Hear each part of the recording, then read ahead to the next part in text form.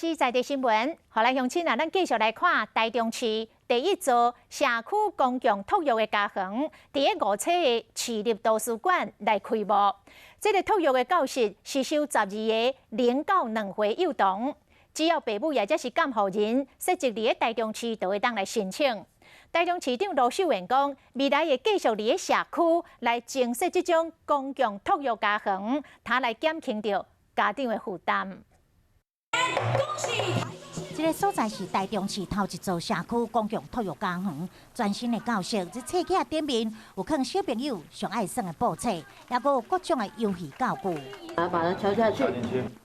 这座社区公共托育家园是一间收托的，预计是收12名，2岁以内幼儿，只要爸爸妈妈监护人，其中一个或者是台中市，都会当帮囡仔办理。私人保姆的话，可能1个月可能要1万5、1万6左右。那公托其实政府帮我们补助一点，我们真正实际拿出来只有3000，真的减轻很多负担。